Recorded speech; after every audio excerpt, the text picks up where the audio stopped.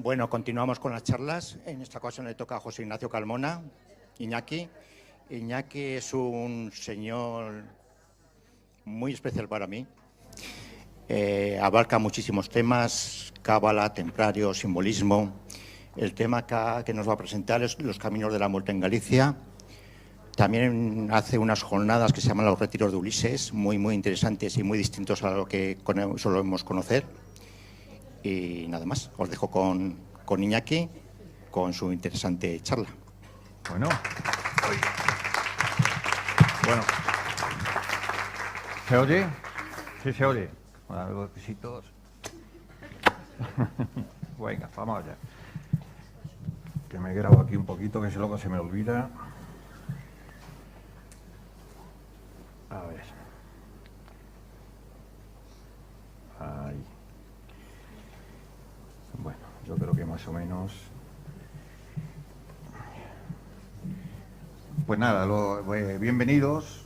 Gracias por estar aquí, porque además veo que hay bastante gente y como estábamos comentando, yo mis charlas prácticamente las improviso, me dejo guiar por lo que llamo energías maestras, intento seguir un guión, pero bueno, lo que ha dicho Rosana es verdad. Yo llevo igual hablando con ellos, no solamente sintiéndonos, hablándolos, estudiándolos, estoy en la Fundación Iclovi, también con Luján, doy allí másteres, todo eso. Pero la ciencia de hoy es una ciencia que para mí está amputada de su sentido original, porque prácticamente la ciencia es, por definición, provisional. Y por eso una de las cosas que faltan aquí serían los caminos de la muerte en Galicia, 2 puntos, sería la ciencia del ser. Porque la semántica nos traiciona, porque es la vida, que es la muerte, hay una continuidad.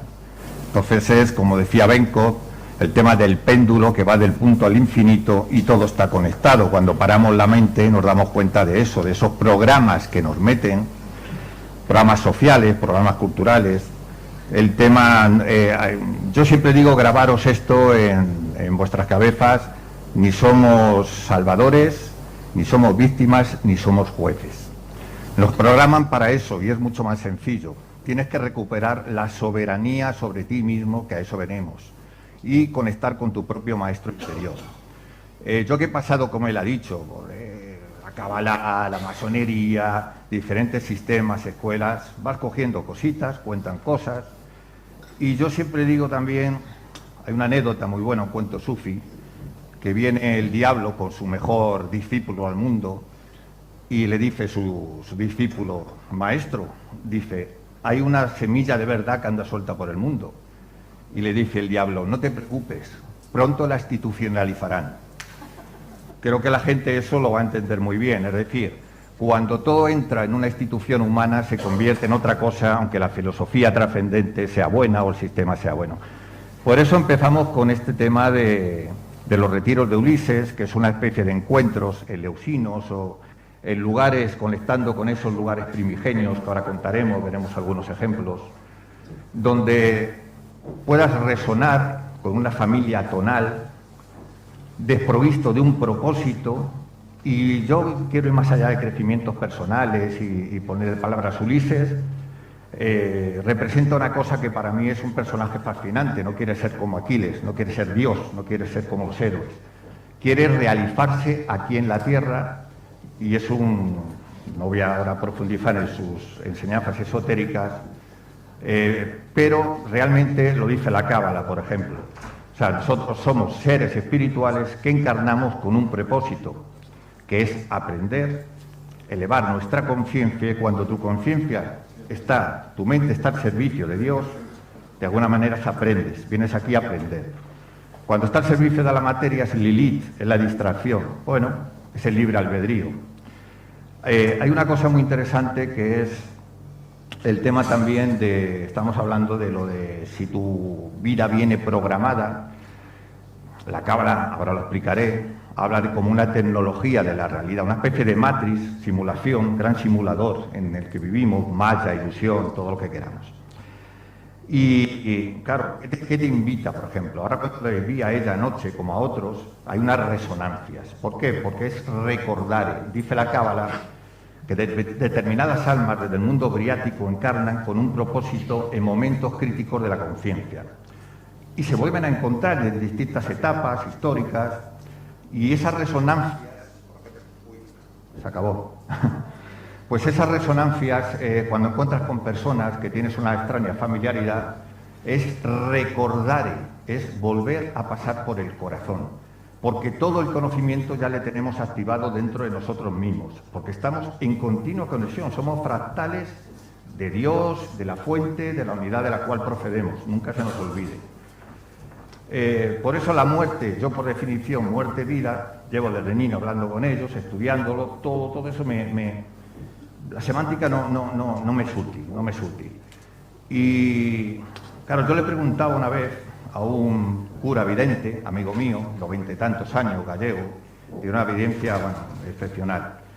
Y le digo, padre, estaba yo escribiendo un libro, y le digo, padre, ¿por qué algunas personas ya fallecidas, trascendidas, molestan a vivos a veces? Y él lo explicaba de una manera, yo siempre digo, la filosofía cotidiana, que es la que más me vale. Me decía, mira hijo, dice, cuando la gente cree que cuando tú mueres, automáticamente te llega la iluminación, entras en un nuevo estado y todo, dice, no, dice, el que es tonto aquí, es tonto allí. Claro, y le cuesta más entender que está en una situación, y eso lo refleja los retiros de Ulises.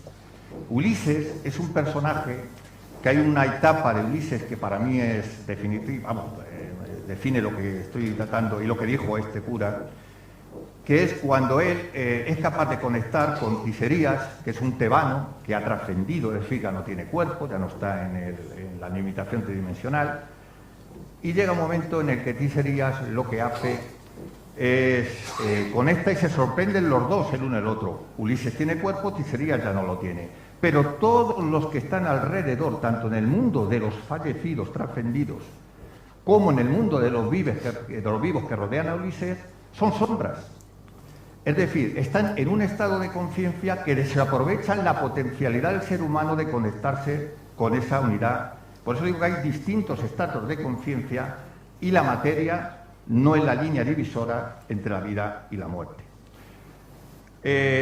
Por decir también la Kabbalah, la tecnología de la realidad, que habla de esa ciencia del ser, deciros que hay cosas, por ejemplo, he citado a Benko, puedo decir Garayev, puedo decir Francis King, prácticamente el que descubrió el ADN, que prácticamente decía, yo no puedo explicar la vida, prácticamente que somos como un experimento, porque esta inteligencia creativa hecha en un cuerpo humano es muy difícil de describir. Garayev hablaba más de todo eso, hablaba de que somos seres firmados, frecuencia, vibración, sonido, está en el ADN. Pero qué curioso, figuraros, mira, hay muchos médicos por aquí que me corrijan, pero el código de secuencia del ADN, esa hebra, esos ácidos nucleidos, está 10565. Ese es el código de la vida, es el que ordena la vida. Y se corresponde con el Yud-Bajit, lo que es el tetragramatón, para el que no esté familiarizado. Es decir, tiene una correspondencia con esa metafórmula que da lugar a la creación y nos conecta con ese origen. Vamos a ir pasando cositas. Claro, la ciencia del ser. Hay un periodo histórico que es muy interesante, luego vamos a ir a Galicia porque se conecta todo. Que tiene que ver, yo siempre digo que mucho antes la ciencia del ser, el conocimiento no estaba segregado como hoy en día. La materia científica tenía un conocimiento global de las realidades, no de la realidad total. Y ese conocimiento se transmitía por las prerrogativas del silencio y el secreto y se hacía en los templos a gente, a través, obviamente, de las iniciaciones. Y para eso existía también, se protegía, había como una especie de orden moral a quien se transmitía, porque tuvimos el problema de que cuando llegan los griegos ese conocimiento lo confunden con el ejercicio del poder y ha venido todo el sin Dios que hay en torno al esoterismo malentendido. Hay una cosa que sí que es una etapa apasionante, que es el siglo I al IV, cuando de pronto, después de las conquistas de Alejandro, se mueven muchos conocimientos de distintas latitudes, vienen muchas religiones de Oriente a nuestro contexto occidental. Claro, y ahí tenemos a Plutarco, que va prácticamente, bueno, él era en Delfos sacerdote de Apolo, os lo recordamos, y su maestro era un egipcio, Amonio, le hace ir a Egipto, él va y conoce a una tíada, que era una Esclea, que es una sacerdotisa ofrecida tanto a los cultos de Isis como también a los cultos de Dionisio, y él empieza a aprender muchas más cosas. ¿Qué es esto que hay de antiguo que hemos importado, que llamamos religiones de misterio o religiones mistéricas, que se adecuaban ya muy bien porque estaban en decadencia al politeísmo? Y se da cuenta, los sacerdotes le empiezan a hablar, sacerdotes filósofos científicos, ojo, sacerdotes filósofos científicos. Imhotep, ¿de dónde viene la medicina moderna? La medicina presocrática viene del mundo egipcio. Imhotep no solamente era médico, era arquitecto, era filósofo, la medicina era global, o sea, es decir, no solamente es el tema de esos conocimientos activos de la medicina. Yo muchas veces, claro, cuando hice, por ejemplo, la facies hipocatricum, ellos miraban, no como hoy que vas, el médico te atiende, no te está ni mirando, ellos miraban a la cara, recibían mucha información, lo contextualizaban con la iatromedicina, es decir, con la astrología, con otras, o sea, había un concepto muy elevado de ese conocimiento. Entonces, claro, ¿qué es la ciencia del ser? Por poner unos ejemplos he traído, porque sé que son temas complicados como para simplificarlo de una manera. Ejemplos. Te vas al templo de Luxor y Lubitsch, un eminente egiptólogo, también era una persona visionaria, que estaba conectada y sabía decodificar esas formas de conocimiento, y se da cuenta que está conectado con, que no solamente es una planimetría, una arquitectura sagrada, que por cierto, bueno, ahora veremos otra imagen, está conectado con cada órgano humano. Cada estancia del templo está conectada. Ellos tenían un conocimiento muy exhaustivo de la inteligencia creativa de cada órgano humano. Voy a poner un ejemplo. ¿Por qué este cráneo se corresponde con una persona adolescente, 12-13 años? Porque es aquí donde, por ejemplo, los sacerdotes, en esta sala, los sacerdotes egipcios, le daban como mayor, el lugar más preeminente del templo. Porque hay otras lecturas, pero a los 12-13 años es cuando se pasa de ojo pineal a estado de epífisis, la glándula pineal es muy importante. Tiene que ver también mucho con que es cuando adquieres la quinta, sexta parte de tu altura futura, que está en relación a pi, y sobre todo con las funciones de los órganos. Quiere decir, por ejemplo, la respiración y la nutrición, que son claves de la vida. Son las dos herramientas que nos sirven en la vida. ¿Por qué? Porque la respiración, obviamente, sabéis que luego va el yoga, va todo, la higiene postural, cómo se hace el ciclo de Krebs, cómo la digestión, todo tiene que ver con una buena respiración y una buena nutrición. El problema que tenemos hoy en día, dicho sea de paso, es el tema de que, yo no voy a hablar de conspiraciones ni nada, pero es cierto que cada célula de nosotros tiene una conexión con ese origen, ya tiene es un orgánulo del ser cósmico global, ya tiene la información clave, pero la apantallamos ¿cómo? Porque la alimentación que estamos recibiendo a través de microplásticos, del envenenamiento masivo del planeta, hace que haya unas enzimas disruptoras que estén apantallando la posibilidad de que de alguna manera nosotros, como máquinas en conexión con todo lo demás, podamos optimizar todos nuestros mejores recursos. Nos están envenenando y matando e imposibilitando lo que es el crecimiento de la conciencia. No es un tema menor, también es de la alimentación. Por poner ejemplos también, bueno, no quiero, claro, era una civilización también muy cardiocentrista. Cuando la gente, pensamos también nuestra cosmovisión moderna, pues, fórmulas supersticiosas, simbolismo, no. El esoterismo, la ciencia del ser, es no solamente un lenguaje simbólico, sino simbiótico. Conecta todas las realidades de la vida y las plasma en un lenguaje que ellos saben, que es la arquitectura, o que es un lenguaje específico muy difícil de comprender. Inteligencia del corazón. ¡Ay, qué figura poética tan buena! Inteligencia del corazón. Claro, el corazón, todo el mundo sabe perfectamente, tienen varios canales de comunicación con el cerebro, pero es el gran ordenador de la coherencia del ser humano.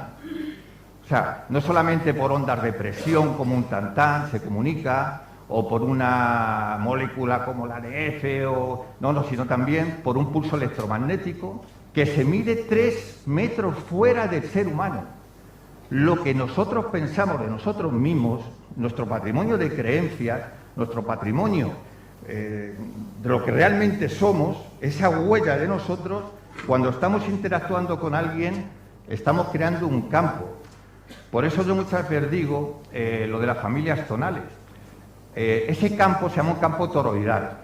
No me voy a meter en muchas complicaciones. Es un campo electromagnético que conecta desde el corazón con el cerebro y con todo lo demás, porque seguramente la conciencia no sea una propiedad emergente, que ya lo decían los antiguos, sino que está fuera de nosotros y nosotros estamos dentro de un campo de conciencia. Esa sería seguramente la clave de todo. Bueno, voy a seguir adelante. Claro, entonces en un templo hay cosas como que corrientes de agua, están orientadas de una manera singular. ¿Para qué? Son laboratorios de la vida y expresan un conocimiento muy exhaustivo. Casi todas, por ejemplo, las agrupaciones megalíticas están orientadas su fénix al Sol o a Venus, o hay un concurso de energías sutiles, puntos geopatógenos. Ellos sabían cómo tenían que actuar. Cada uno se siente en un templo sagrado, entra y se siente raro, claro, es que está hecho para eso. La piedra se cogía del interior de la cantera, que tenía una ionización distinta, negativa, que incide en el timo, que incide en el nervio vagotónico, es decir, está hecho para que tú, en ese laboratorio de la vida, vayas experimentando. Claro, ahí aparecen una serie de, digamos, ondas. Claro, todo es frecuencia, vibración y sonido, es todo muy importante, ¿no? Lo del principio del verbo. Dices, 528, por ejemplo, Benko, yo le nombro mucho porque es un científico ya muy adelantado que habla realmente de la tecnología de la realidad en que vivimos, de cómo cuando paralizas la mente eres capaz de interactuar con ese todo. Y él descubrió en meditación profunda lo que es la onda del amor o la onda de la armonía pura, que es 528. Bueno, pues 528, por ejemplo, curiosamente, que es una sinfonía solfegio, que es una sinfonía que también es armonizadora. O sea, luego se estudió científicamente, los que estudien la psicoterapia o la musicoterapia saben de qué onda estoy hablando. Él la recibió por meditación profunda y mucho antes de él, estos que conocían esas interrelaciones. ¿Y qué hace esa onda, por ejemplo? Pues claro, fíjate, 528, que es LED en gematría, es el corazón. Es curioso, es el gran ordenador cósmico.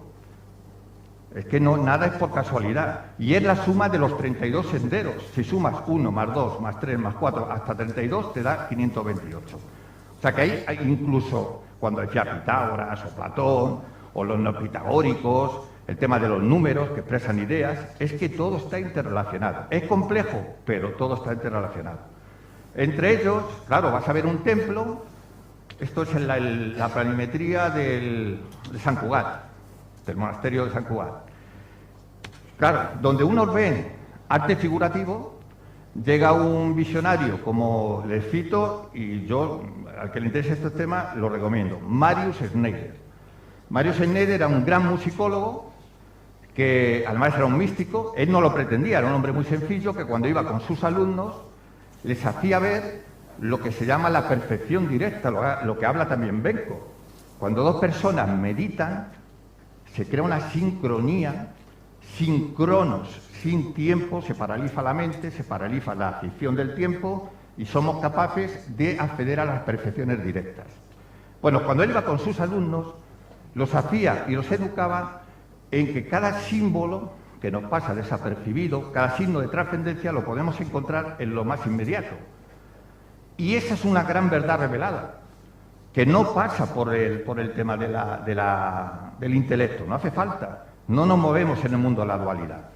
Claro, un hombre de esta naturaleza, que sabía decodificar el lenguaje místico y pasarlo al lenguaje musical, se pone frente al monasterio de Poblet, de Sant Cugat, y siguiendo los animales símbolos que están expresados en cada uno de los capiteles, ¿qué hace?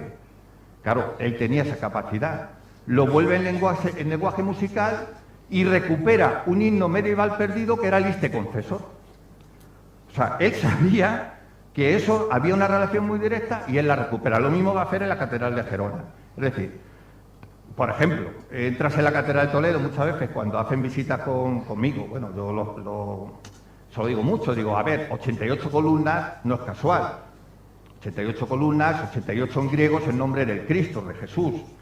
5, todo tiene un simbolismo que no nos vamos a extender en eso, y va además en una modulación dorada, 60 frecas al altar, y con todo ese concurso que hemos dicho de energías sutiles, el hombre no puede quedar indiferente cuando está dentro de un templo. Es que está hecho para eso. Claro, ahí tenemos lo del corazón, lo del fractal, somos una unidad y a la vez somos el todo. La capacidad que tenemos, bueno, en lo que es la columna vertebral, la línea, los campos toroidales, todo lo que queráis. Esto sería, bueno, es un guiño que hago de una reproducción de lo que sería un monje. Hicieron a través de no sé qué técnica, y más o menos sacaron, no sé si de una momia, lo que sería el rostro de un monje real. Bueno, tiene mucha fuerza, la verdad.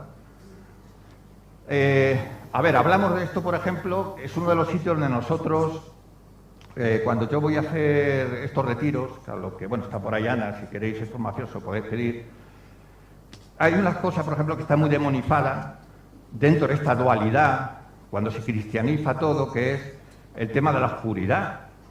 Cuando la oscuridad hoy en día se hacen experimentos en redes, en cámaras, donde se demuestra lo que ya sabían los antiguos.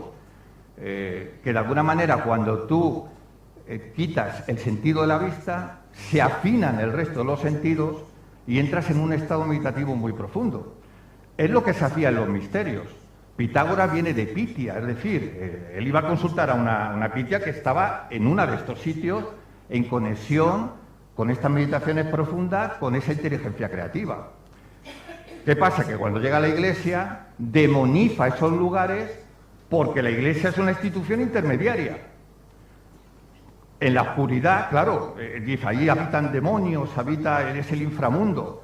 No, claro, porque era una manera de conectar con la propia posibilidad que tenemos nosotros de conectarnos con la fuente o con Dios, que cada uno le ponga el nombre que quiera. Entonces hay una... Bueno, de hecho, en lo que es en Egipto, hay muchas cámaras, hay una figura muy descriptiva de todo esto que estoy contando, que es el arpista ciego. El arpista ciego está en muchas cámaras funerarias, ¿por qué? Porque está precisamente hablando de todo esto. Es decir, ellos decían que el oído es el órgano místico por excelencia y que la vista muchas veces es, digamos, como un sentido, entre comillas, traidor, ¿no?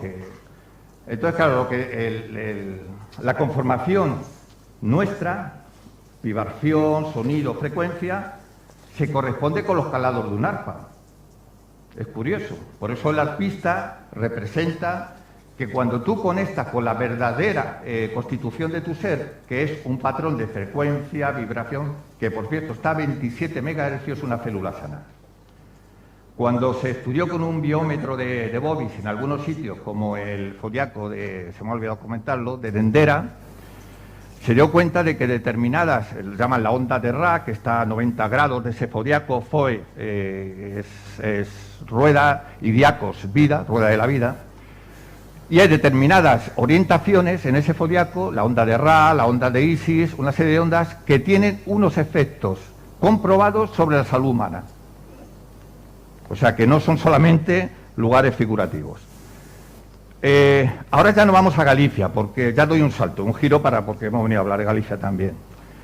Y aquí, claro, yo, antes de todo, yo a los místicos me apasionan, yo me llamo asombrólogo, yo cuando voy a los sitios me dicen, ¿tú qué eres? Digo, si te defines, como digo yo, te estás, de alguna manera, definir es acotar, no hay que definir, asombrólogo, me asombra la vida. Y entre ellas me asombra un personaje que descubro por casualidad, que es Víctor Foltán, que casi nadie ha hablado de él, o ni siquiera le suena. Este era un hombre que llega por amor, era un medievalista, un experto en heráldica, una persona con una formación, hablaba no sé cuántos idiomas, llega por amor a Galicia, y él de pronto se desconecta de la vida y vive en la calle. Hay anécdotas muy bonitas de historiadores como Rodrigo Cota, que estaban estudiando. Es muy difícil hacer una genealogía medieval, dificilísimo. Y él queda, por ejemplo, con ellos en un supermercado, claro, y cuenta el propio Rodrigo Cota, el historiador.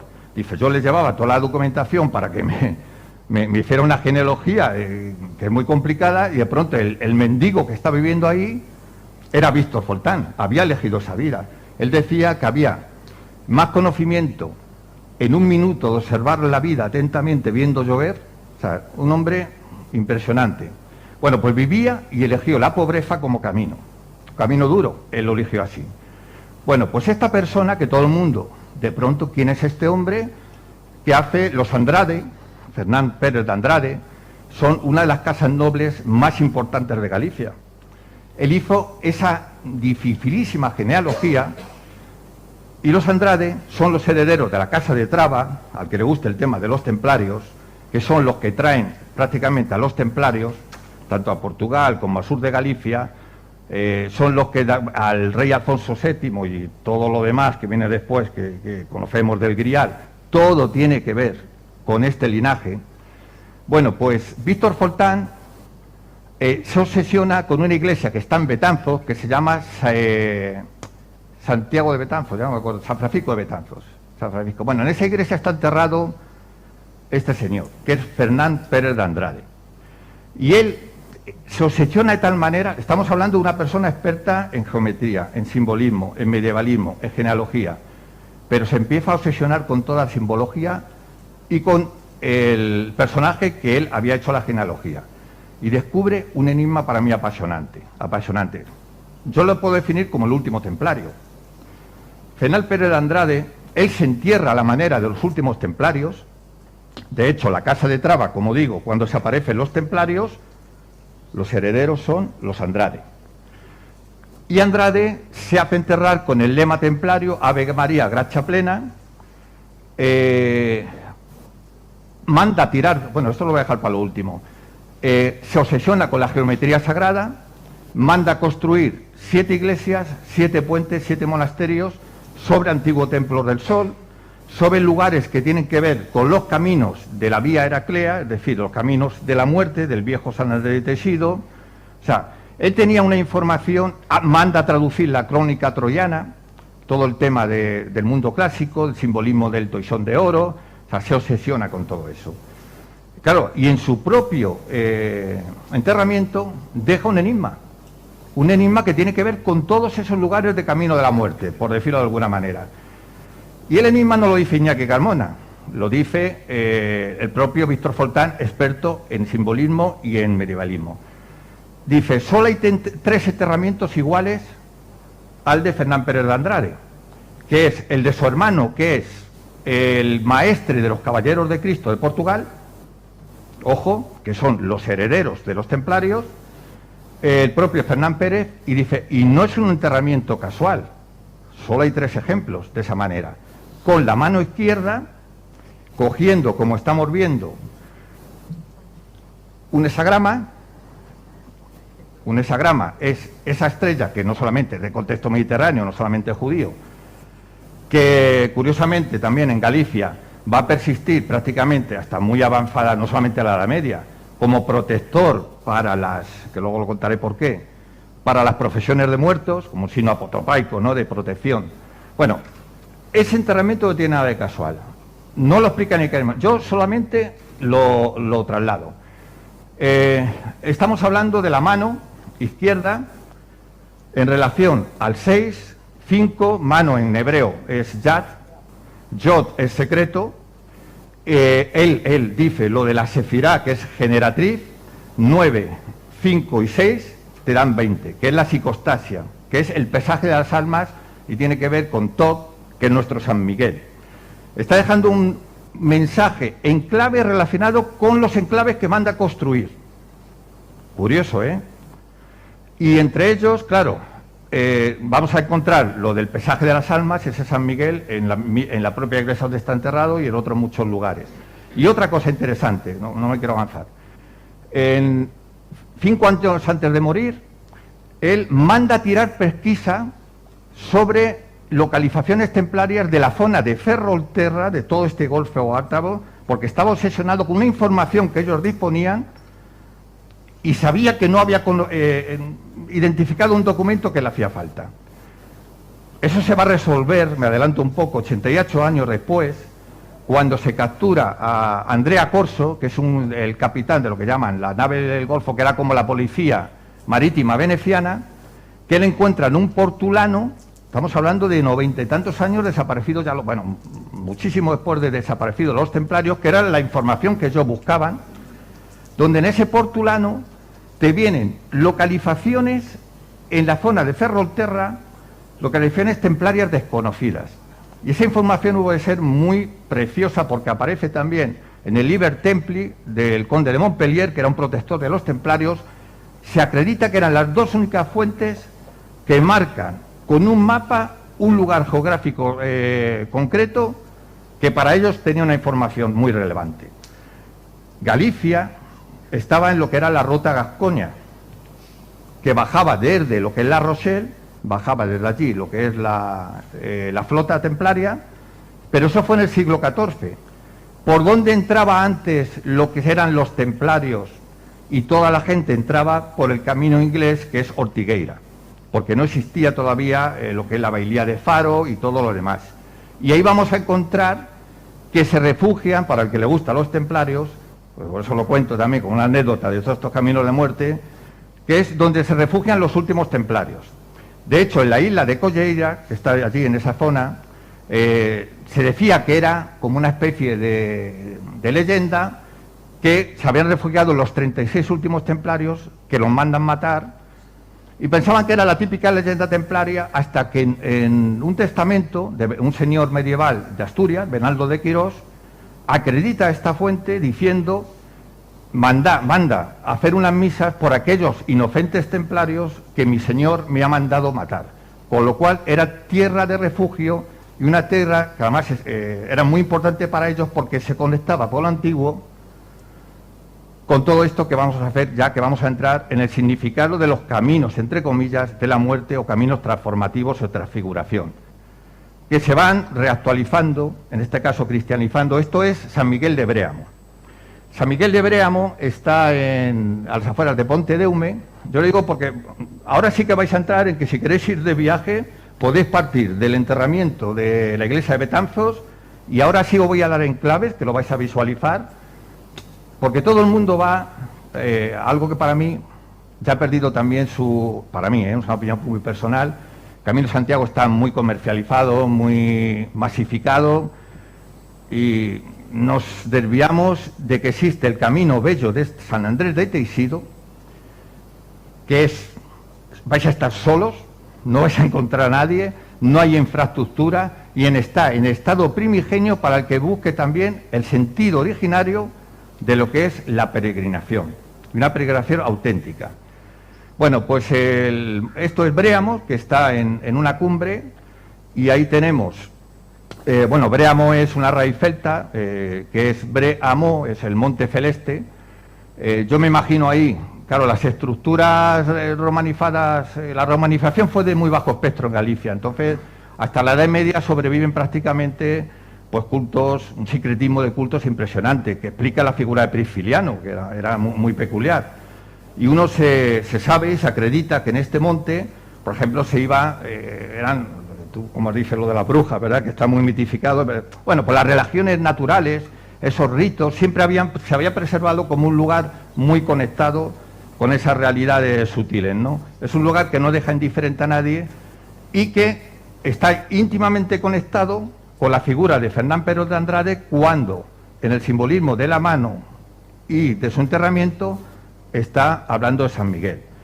Que, por cierto, hay un túnel que baja del altar y de la cima de la montaña se pasa casi hasta donde llega el mar. Una curiosidad. Bueno, esa es una zona, como digo, toda la que es yendo desde Ferrol, si nos situamos en Ferrol, hacia lo que es San Andrés de Teixido. Este es, aquí hicimos parte del retiro, vais a ver una cascada impresionante. Yo propongo estos lugares, ¿por qué? Porque no están masificados, yo soy capaz de hacer lo que es una ceremonia de meditación o apelar a ninguna técnica de introspección en esas familias tonales que se crean cuando hay una buena sincronía, fijaros qué lugares donde llegas y no hay nadie. Es que no hay nadie. Tú allí, imagínate debajo de esa cascada, que ahora vamos a ver un poquito, bueno, el dron es mío, que tampoco soy un especialista, he intentado más o menos. Este es el río Velelle, donde Velelle también tiene una raíz celta, que es del río, viene del dios Veleno, que tiene una propiedad que el agua es purísima. De hecho tiene el penicilinum, que por eso decían que, claro, la habían sacralizado los antiguos, porque bebiendo esas aguas sanaban. O sea, luego hay que deifiquen eso o que digan que hay un dios, pues tiene también un sentido de la etnobotánica también, ¿no? Pero es un lugar muy especial porque además otra curiosidad que tiene este lugar y este entorno tan maravilloso es que esta agua es tan pura que era con el que se lavaban las velas de la flota. Solamente la blancura que daba este agua, o sea, y las propiedades que tiene hoy, no solamente eso, el entorno, es impresionante para irte ahí a meditar en soledad y en grupo, desde luego.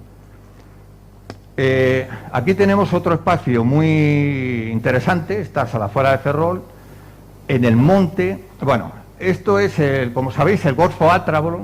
Muchos hablaban del promontorio Nerio, que si estaba ese altar del sol en el sur de Galicia. Bueno, eso fue una mala traducción de un etónimo latino, y los especialistas ahora se han dado cuenta de que este lugar es donde posiblemente estuvieron el primer pueblo del vaso campaniforme, de los más antiguos de Galicia, unos extraños dragoni, que nadie ha sabido acreditar quién eran esos habitantes, pero sí sabemos que el Golfo Átavro, cuando ahí vienen los celtas, Átavro viene de Art, la cultura del oso, es de origen galo-británico o algo así. Bueno, pues se asientan aquí, se fusionan con las poblaciones indígenas que ya existían, y este lugar da lugar a algo que es protocelta, que son los Iadoni, que viene de Yadú, del San Cristo, los magos. Son una cultura druídica que sacralizó este lugar como un lugar muy especial, y además, fíjate, celebraban lo que era cada 19 años el gran año lunar. ¿Y cómo lo hacían? 19 sacerdotisas y el rey, que era el rey medium. Era un rey medium. Y se hacía ese gran acto cada 19 años. ¿Por qué? Porque en este lugar, aparte de por la energía que tiene el lugar y todo lo demás, porque desde antiguo no era el Camino de Santiago la Vía Láctea. Mucho antes de la Edad del Bronce, todas las culturas, la vía del viaje de Hércules, todos iban a este lugar del noroeste. Y todos interpretaban todas esas mitologías, eran las islas de la Bienaventuranza o Arena Paradisi, era donde los muertos iban hacia ese oeste, y todos estos contornos y estos viajes están relacionados con ese viaje de las almas. Por eso se llama, lo que pasa es que luego, claro, luego viene el Camino de Santiago y todo lo demás. Pero es realmente está jalonado de simbolismo que tienen que ver con ese viaje de los muertos. Bueno, ahí vemos, se llama el Monte Ancos, y desde aquí luego hay un balcón privilegiado a lo que es la ría de Ferrol. Son lugares que si tú vas a Ferrol y no conoces esto, bueno, lo bueno es que te garantizas también que si vas a esos lugares buscando lo que yo estoy diciendo, una conexión con esas energías y contigo mismo en relación a esas energías y producirte un salto de conciencia, no vas a tener, como la Catedral de Toledo,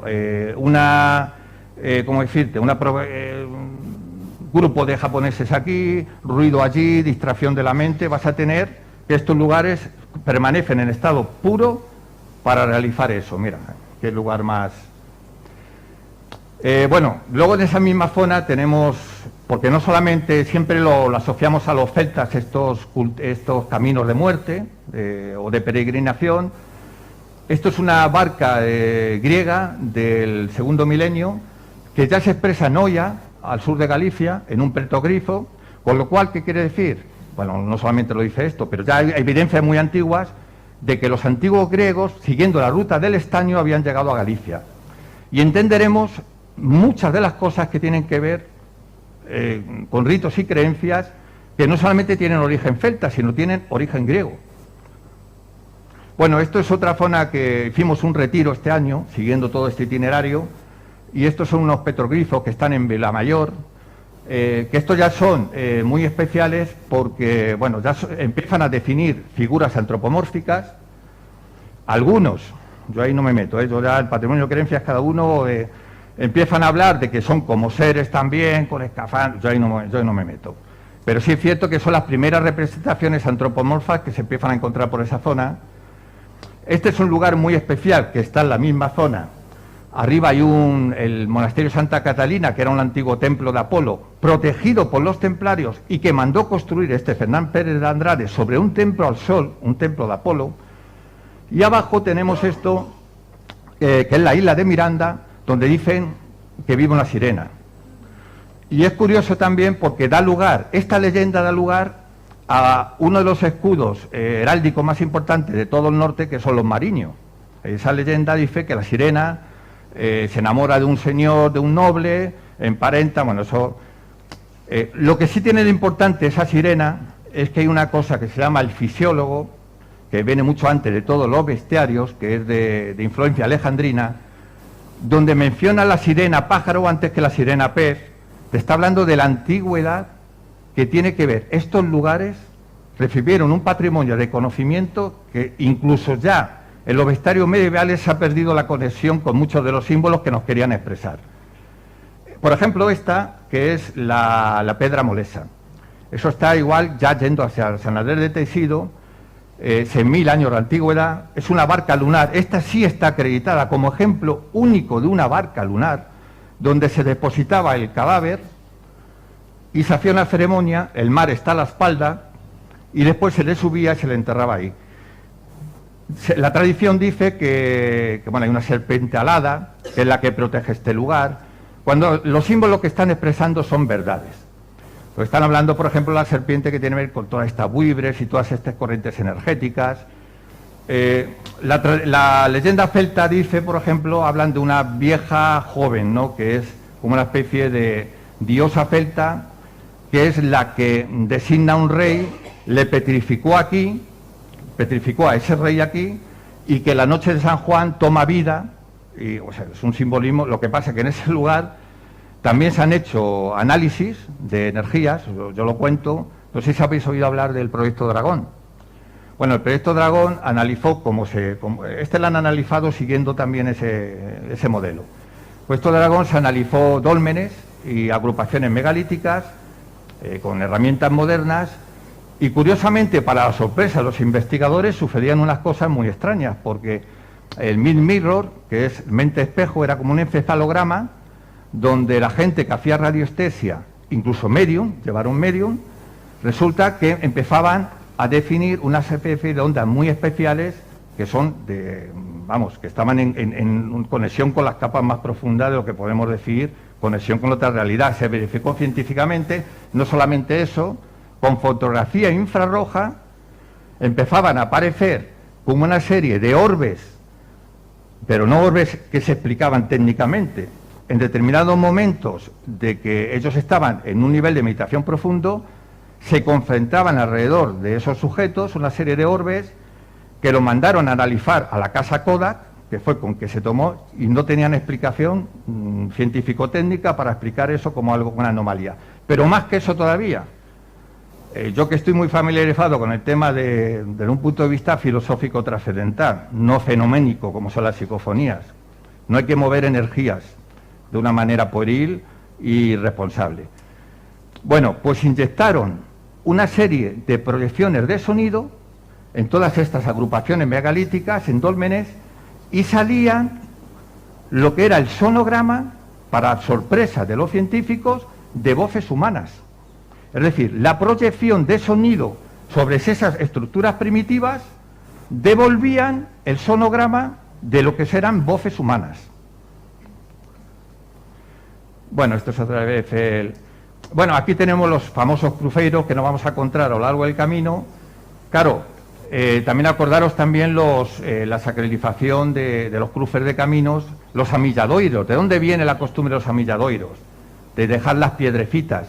Viene de Hermes, es influencia de los griegos, ¿Por qué? Porque ellos no representaban, los griegos no representaban con nada antropomorfo a los dioses, eran con piedras acónicas.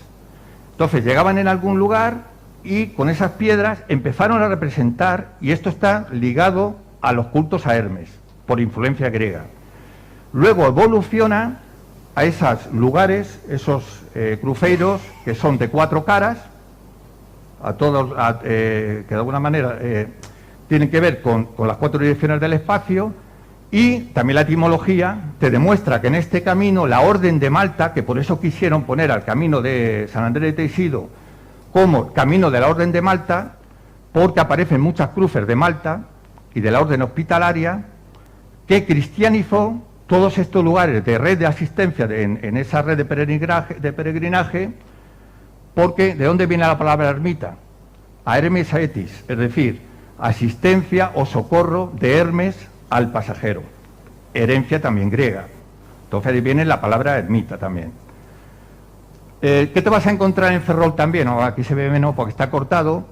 En ese itinerario es personajes psicopompos, que son los que en ese viaje de las almas, que van a ese lugar donde van todas las almas en su viaje final, bueno, siempre el perro, la serpiente, animales psicopompos y San Cristóbal. Esa es la ermita de San Cristóbal.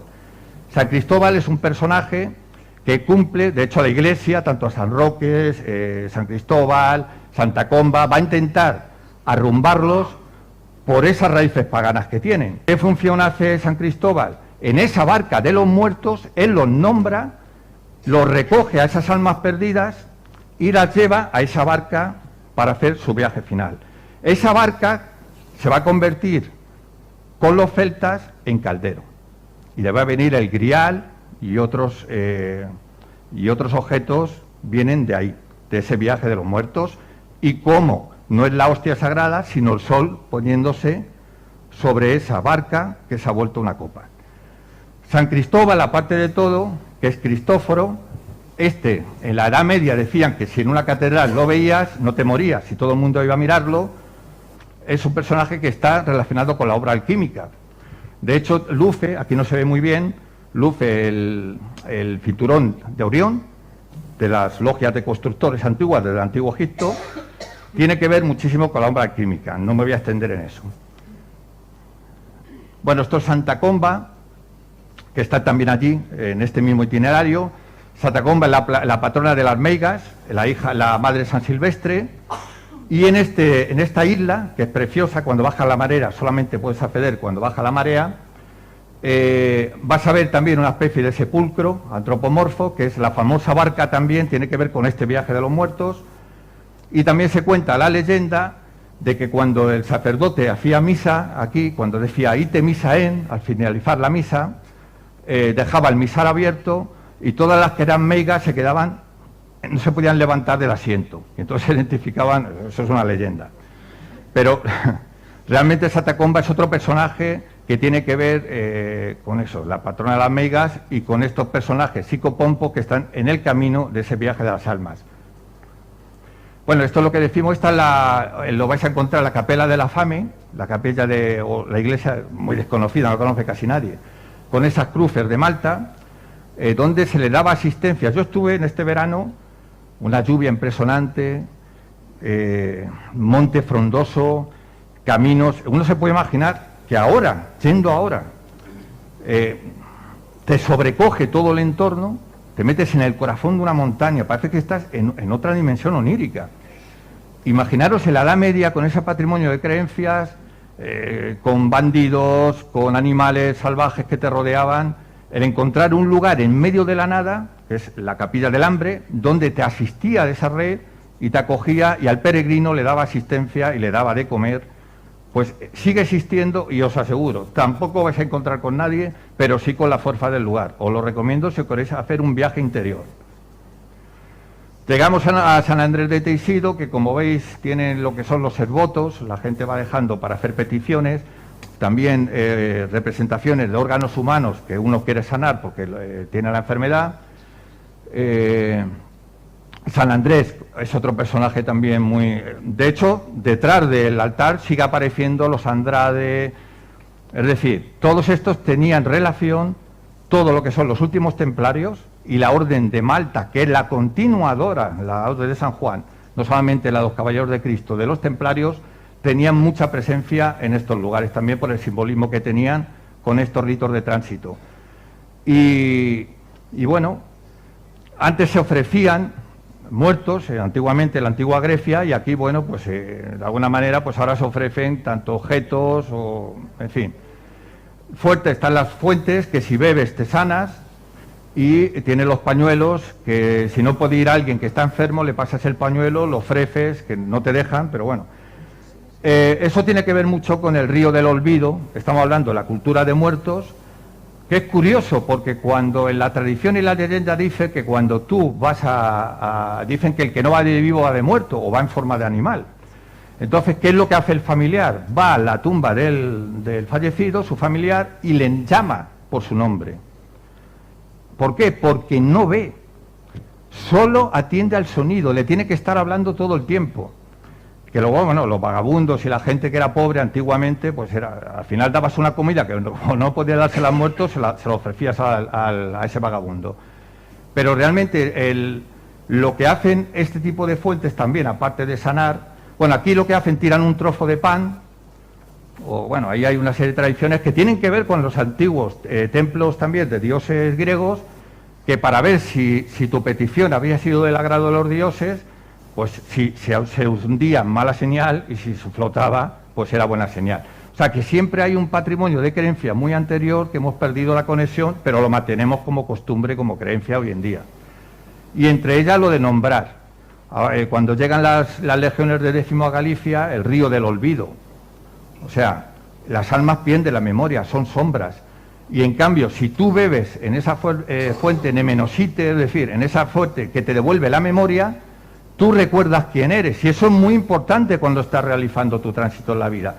Pero esa transfiguración simbólica, vuelvo al inicio de la charla, lo importante es que estamos encarnados con un propósito, y que si tú te quieres dedicar, yo también lo hago a veces, a ver el fútbol, a vivir en los placeres de la carne y la materia, es tu libre albedrío, ni jueces, ni víctimas, ni, en fin. Yo lo digo verdad, eso no, pero recuerda que tienes un propósito y que lo que tú trabajes en esta realidad no es distinto a lo que te vas a llevar a la otra.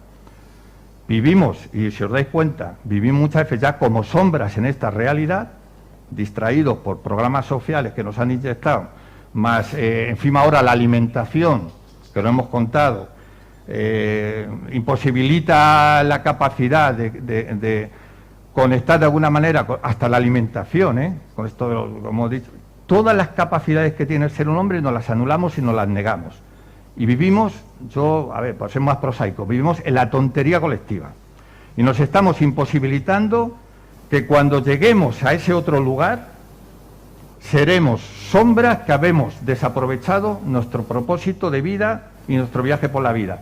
Y es más, muchas veces dice la Kabbalah, por ejemplo, que cuando tú vas a encarnar, tú, a rasgos generales, te impones qué pruebas quieres pasar. Y lo que dice el ángel te da, en esto que es aquí, te da como un golpecito y te hace olvidar ese momento para que tú vivas ese programa que tú te has, de alguna manera, inyectado y proyectado como pruebas de vida, para aprender algo que te queda por aprender en esa rueda de vida. Cuidado con esto, porque otras tradiciones van más lejos que todo eso y dicen que todo eso son proyecciones de nosotros para que nos hagan más fácil el tránsito a otros estados, pero que realmente, en vez de encarnar, sería como una trampa más, sería como algo recurrente. Lo que hay que hacer en esta vida es no encarnar, sino identificarte y llegar a la conciencia pura de anular todo ese ciclo de reencarnaciones, porque si no vives en una matriz continua, aunque sea reencarnación, reencarnación, reencarnación, para identificarte con la fuente de la cual tú procedes. Ese es el propósito que dicen otras tradiciones más antiguas, que es lo que verdaderamente hay que salvar. Es decir, trampas hay en esta vida y trampas hay en la vida cuando te desprendes también de lo que es la materia. te preparas para ese trance. Y luego allí también hay un libre albedrío de si seguir reencarnando, porque es como repetición de curso, pero además de una forma recurrente. O sea, que no está... Bueno, aquí es... Bueno, sí, se me ha olvidado decir lo de Ogam, que es en San Miguel de Beramo decían, pero yo no estoy tan seguro, que había restos de... Pues estamos hablando de que es un lugar de la cultura druídica y demás, y el Ogam, que era un alfabeto críptico, se conforma con el sonido de la primera letra de cada árbol sagrado. No sé si lo sabíais, pero es una peculiaridad de que dentro de las marcas de cantería, las pocas que hay, y que ya están muy desgastadas, de San Miguel de Beramo, existe eso. Otra cosa muy interesante es que en el enterramiento, que nada es casual, como hemos visto, de Fernán Pérez de Andrade, algunos pensaban que era un roble, una hoja que había, hasta que se identifica que es la Felidonia. O sea, es que no hay nada casual en ese enterramiento, que deshace todo tipo de opilaciones y es la planta de los alquimistas por excelencia. Tiene un montón de significados de regeneración, de resurrección. Está hablando del camino este que hemos hablado, del significado de la transformación que tiene el ser humano y la posibilidad de transformación. Luego tenemos lo del proyecto Dragón Mirror, si lo hemos visto, lo de la Astadea, que no lo hemos comentado. La Astadea no es de origen celta, como mucha gente piensa. La Astadea viene de Esquia, que son sombras almas, el del griego, y de Tea, que son las antorchas. ¿Por qué? Porque todo el tema este macabro de las calaveras y demás, eso vino que en el mundo romano. Antes no, antes se enterraba por la noche y por eso iban con antorchas en el mundo griego, y esas profesiones eran con el hábito con el que habían sido enterrados. Por eso la Santa Compañía son vivos que vienen prácticamente, o sea, es la diferencia, no son calaveras, son una profesión de estas sombras errantes, y es de origen griego, lo que es la Astadea. Lo que hemos dicho de Hermas Satis, que es donde vienen las ermitas, Tejeidón, que no lo he dicho, que tiene que ver, Teisido, es consagrado al dios, al Deus, Zeus, en este caso al dios Hades, y la fuente Nemosine.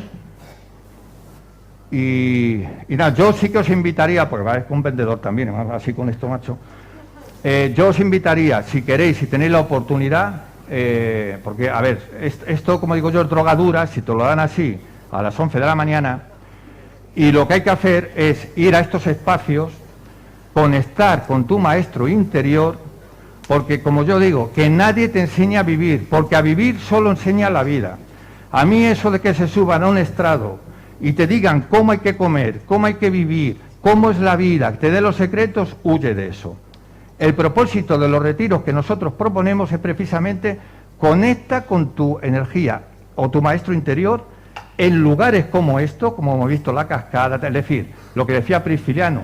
Prisciliano llegaba a sus seguidores en esta religión natural, también tuvo un maestro egipcio que era Marcos, e hizo un sincretismo de lo mejor de lo que él aprendió, y lo que él decía, la vocación con el lugar. ¿Qué quiere decir? El sonido es muy importante, sonidos sanadores, sonidos transformativos, y llegaba a lugares y conectaba a través de ese sonido con la energía de esos lugares que estaban en esos espacios hechos a propósito como casas de la vida y como lugares para que tú conectaras, si estás, desde luego, alineado correctamente con esos lugares.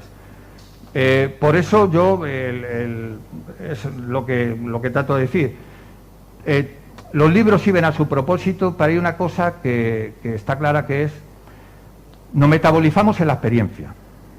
Yo puedo contaros todo lo que queráis, pero yo solo inyecto información para que el hombre se haga soberano y responsable con esa información y resuene, porque esa información la tenemos todos dentro. Y cuando alguien resuena con algo es porque esa información le es útil, lo que no lo va a despreciar. Eso lo tengo clarísimo. Con lo cual, no venga nadie a decirnos cómo es, porque nadie sabemos nada. Y cada vez que te vas tú adentrando en todo este tipo de cosas, yo como digo, la ciencia es provisional. Lo que creemos saber ya lo sabían los antiguos, lo hemos expresado en lo que es la ciencia del ser y en la arquitectura sagrada. O sea, que hemos ido incluso para atrás en muchas cosas. Entonces es la reflexión que yo los haría, que nadie os diga cómo tenéis que vivir y conectar con el maestro interior en lugares como estos, porque es la única manera de conectar con ellos es así. Todo lo demás vais a pasar por diferentes sistemas, yo lo llamo el supermercado de las creencias, vas cogiendo de aquí, vas cogiendo de allí y acabas con un cacao mental y con un desnorte que no te va a servir de nada. Me siento bien, esto me sirve, me dice algo, yo por eso llamo energías maestras, porque lo que defines lo estás limitando. Ángeles en griego es más o menos intermediario, enviado, no tiene nada que ver. Al final en la cábala alude a energías maestras. Por eso yo cuando vas a un sitio digo, desprovete de cualquier propósito, porque si no viene la frustración, viene que tú has ido con una intención y están operando otros niveles de tu racional.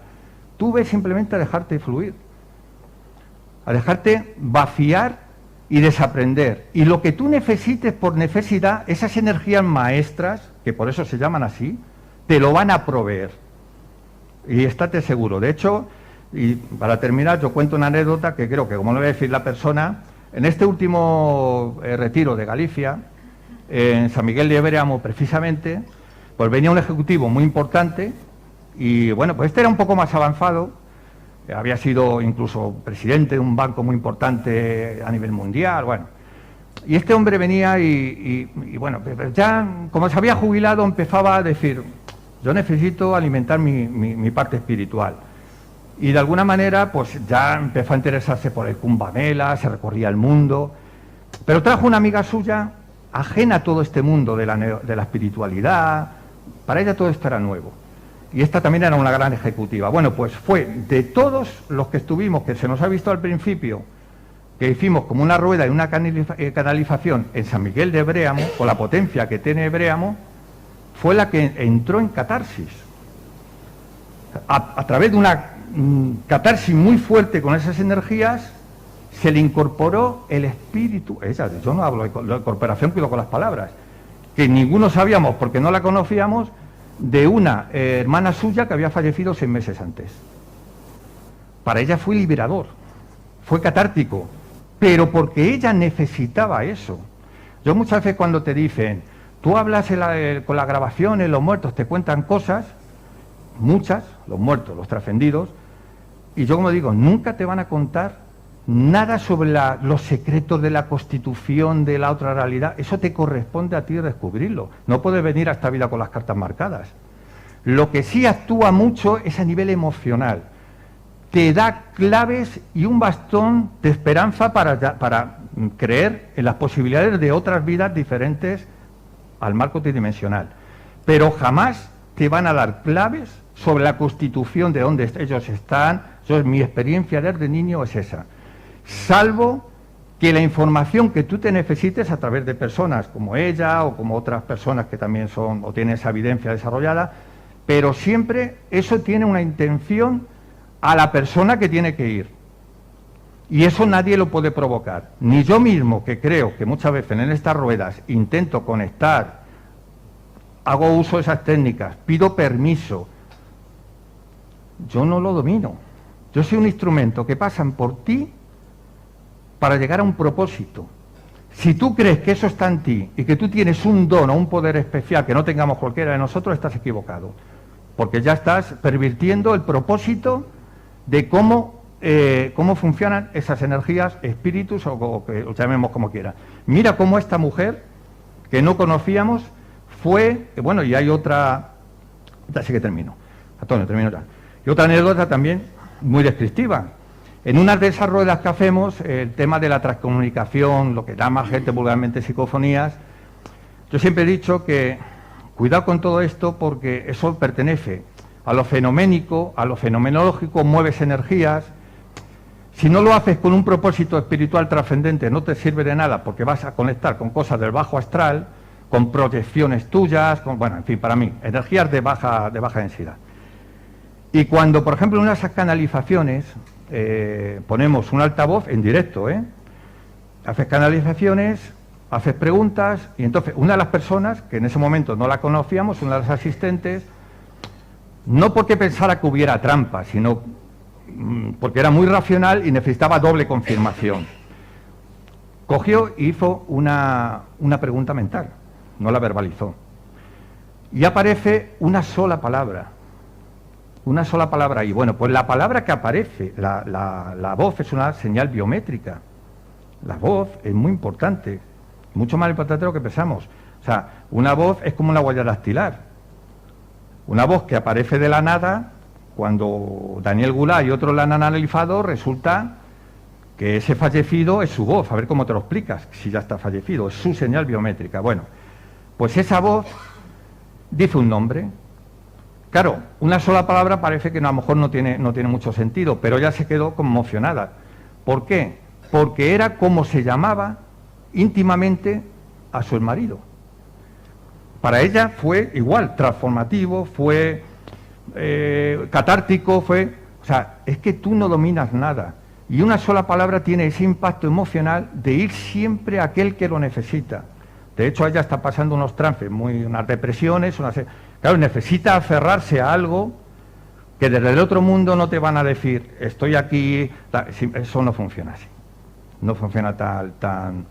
Entonces, muchas veces, cuidado con todas estas energías a las que no confundamos tampoco los efectos con las causas, y ya está, Antonio. No voy a extenderme más.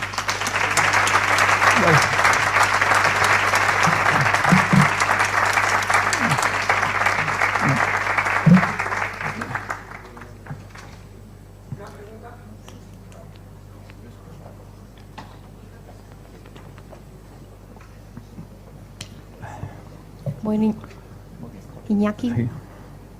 ¿me oís? Sí. Sí. Que darte la enhorabuena, me has dejado flipada. Luego te comentaré cosas a título personal, pero decirte que me ha resonado mucho el tema de la música, el poder de la música. Y además ahora, hace poco hablando con una compañera médico que es neurocientífica y trabaja en el CSIC, nos comentaba cómo están retomando el estudio de la música por sus efectos terapéuticos, y nos hablaba también de cómo la música actual que se está creando, de las discográficas, el chumba, pachumba, todas esas cosas, cómo negativiza energéticamente al ser humano. Entonces ella decía que ojo con lo que escuchamos, porque igual que escuchar, yo qué sé, Bach, Vivaldi y todo esto, eleva, las músicas que actualmente se están consumiendo en nuestros jóvenes están siendo potencialmente muy peligrosas. Es muy potente, lo que has comentado.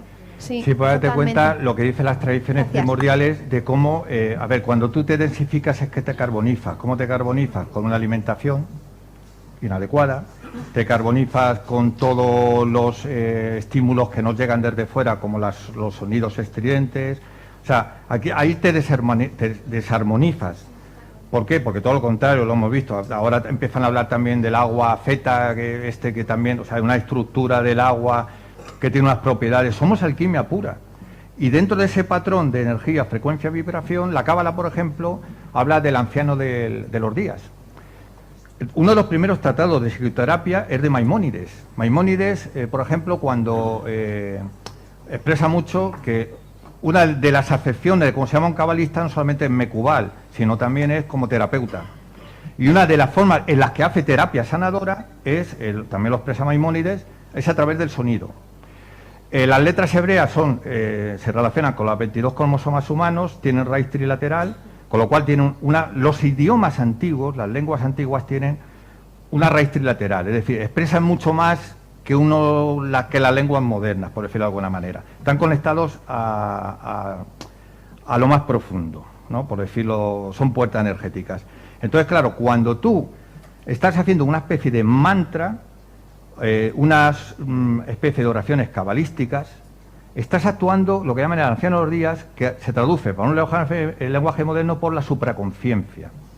Estás actuando sobre la supraconciencia y estás regenerando mucho de lo que nosotros llamamos enfermedad, que son desarmonías en el cuerpo humano.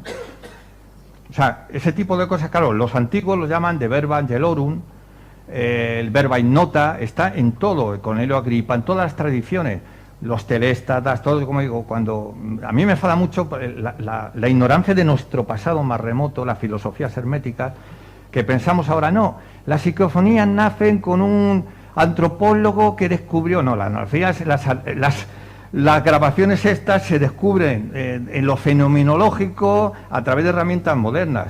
Tú te lees el Crátilo de Platón y te describe una psicofonía, que es lo que hacían en la teurgia y lo que hacían los sacerdotes egipcios y lo que hacían las pitias dentro de esas grutas en estado meditativo profundo. Es decir, conectan con esas resonancias de lo más profundo de lo que nosotros procedemos, con una intención sanadora, y además tú ves en el Crátilo de Platón y te dice, porque las inteligencias creativas inteleccionan en aire de una manera para que llegar modulando un mensaje a aquel que lo necesita y además repararle y sanarle. Y eso está en todo, pero claro, hemos perdido la conexión con ese lenguaje, pero no me extraña que ahora, y felizmente, se esté recuperando. Entonces, claro, muchas veces cuando dices terapia, está en la terapia, hay un libro, te lo recomiendo, como doctor, este tema me gusta mucho, de Laín el Trago, del mundo clásico, lo que es la terapia antigua a través de la música y de la acústica. Es revolucionario. Y recoge lo mejor de esas culturas, que la cultura griega es heredera de esos cultos y tradiciones primordiales que empleaban ya el sonido con una intención dramatúrgica y donde se demuestra todo lo que tú dices, y la cábala y todo. Yo, si me permitís, solamente es 30 segundos, porque se me ha olvidado haber empezado, que quería haberlo hecho, pero como siempre soy muy caótico, porque improviso mis charlas, como veis, y creo que como hemos hablado de una oración muy profunda, si me permitéis, voy a hacer una oración que se hace al levantarse todos los días de cábala, dura 10 segundos, y solo quiero que cerréis los ojos porque ese mantra se va a incorporar a vosotros y, a ver, por traducirlo levemente, aparte de como un mantra regenerativo. Mirad qué sutil. Modea ni le faneja, que es agradezco yo. No yo agradezco, el pronombre no importa, o sea, el pronombre, fíjate lo sutil de esa enseñanza. Cuando tú abres los ojos, estás renaciendo a una nueva posibilidad, estamos en un ciclo constante. No es yo agradezco, tú no eres nadie. O sea, es un poco de humildad y de servidumbre. Agradezco yo, cambia eso. Si cerráis los ojos, termino rápido, intentar interiorizar esa vibración en vosotros. Y os aseguro que vais a tener unos sueños, o por lo menos mover cosas que cuando lleguéis a la cama, aún no nos estamos despertando, pero bueno, no es una gran perspectiva. Bueno, pues si cerráis los ojos, Modea Nile Faneja, Melez Jai, Becayán, Sejafertá, Bejayán, Rabá, Emunateja. Pues ya está. Bueno, me voy.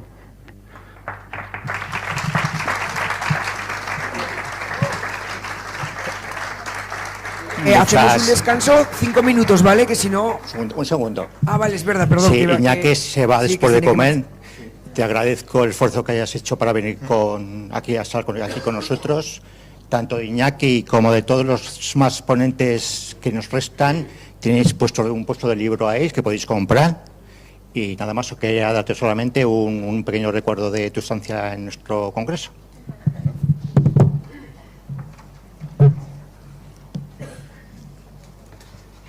Ah, mira, como lo que me gustan a mis diplomas, como no tengo ninguno... Es una placa, no es placa. Ah. Es de lámina. Pues muy bonito. Mira, hacemos una foto, Ana. No, muy bonito, ¿eh? Y además que hay un de pizarra. Pues nada, doblemente.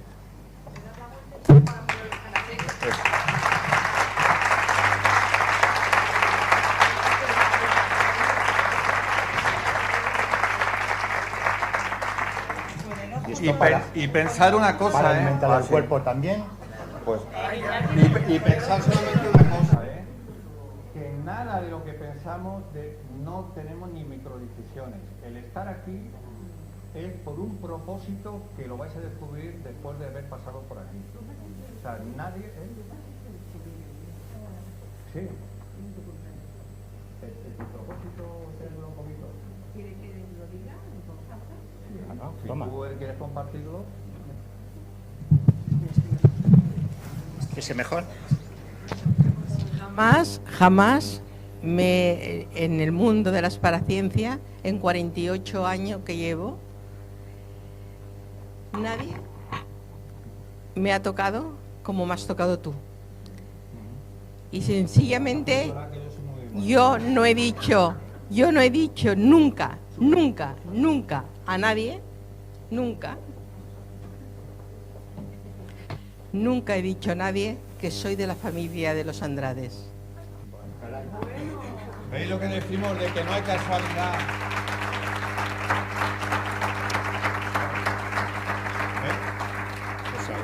Soy la séptima bruja de la familia de los Andrades. Mi abuela se llamaba Rosa Andrades Tobá, de la casa de los Andrades, y se casó con un andaluz llamado Juan Lara, primo de los señores editores. Pero realmente tengo que decir que ha llegado a mi alma, porque me has recordado a mi abuela, que era bruja como yo, que era vidente como yo, y que me la ha hecho entrar en mí. Me has hecho entrar mi abuela en mí. Y la verdad es que me he emocionado, ella lo ha visto, me ha cambiado la cara, me ha cambiado todo. Yo no lo he dicho nunca, nunca, nunca a nadie en el mundo esotérico. Soy los primeros en saberlo. Pero además lo puedo demostrar con papeles y lo puedo demostrar. Soy la séptima bruja de la casa de los Andrades.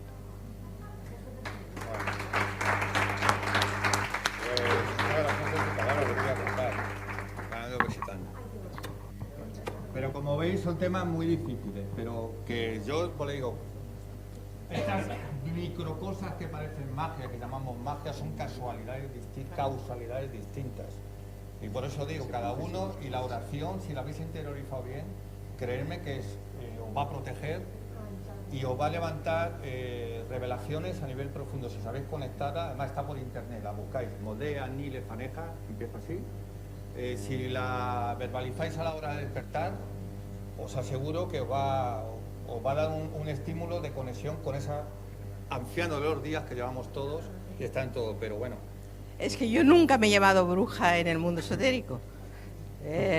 Tengo un libro que pone nací bruja porque lo sabía Julià Peiró, un gran periodista de Cataluña, que es muerto ya, y escribió un libro sobre mí, él escribió un libro sobre mí que es Nací bruja.